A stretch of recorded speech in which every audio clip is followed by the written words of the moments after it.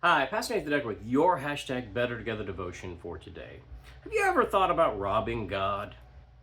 It's kind of a strange thought, isn't it? How do you rob God? How could you possibly steal from the God who gives everything abundantly to us? Well, that's the question that the prophet Malachi thought about answering. As God was speaking through the prophet Malachi, there at the last chapter of the last book of the Old Testament, Malachi takes on the people of Israel and says, "You're robbing God. You're robbing God. You're stealing from God." And here's what he says. He says, "Are you robbing God? You're robbing me. How are you robbing? How are we robbing you? Let me tell you. You're robbing me in your tithes and your offerings. You have cursed with a curse, for you are robbing me, the whole lot of you, the big nation. Bring in the full tithe to the storehouse."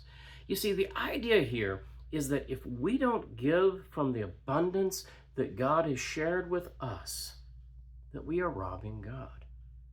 I know that this sounds like a really harsh lesson, but the idea here is that we are robbing ourselves as well.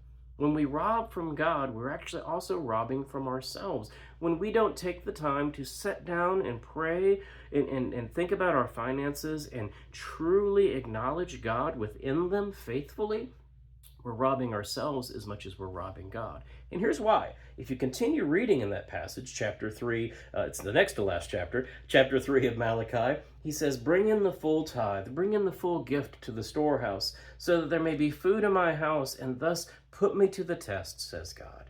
See if I won't open the windows of heaven and pour down for you an overflowing blessing."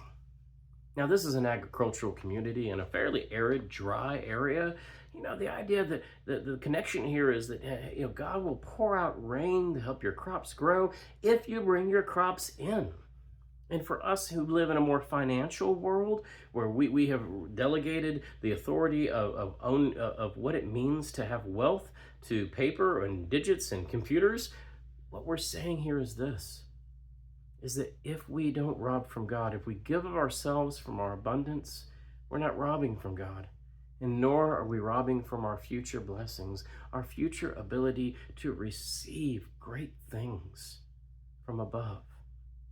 I'm not saying here that when you give, you're automatically going to be blessed. That prosperity gospel stuff is not what I'm saying. But what I am saying is this, is that Malachi points to a concept of generosity, of giving of ourselves, of putting God within our finances so that we understand that all of this comes from God. The tithe is not something that I got to go pay the temple tax. The tithe is a gift to God, an acknowledgement that everything comes from God. It comes from my relationship with God. And when I tithe, when I give an offering, when I prayerfully enter and allow God into my finances, I have a deep, firm belief that yes, there are abundance and blessings that come from that. God says, "Test me. Open the store, test me. See if I won't open the storehouse. See if I won't open the windows of heaven and offer you a blessing as you give abundantly of what I have shared with you." This is Pastor Nathan encouraging you. Pray. Think about your gifts and your giving, your charity, and all the ways that you provide ministry to others.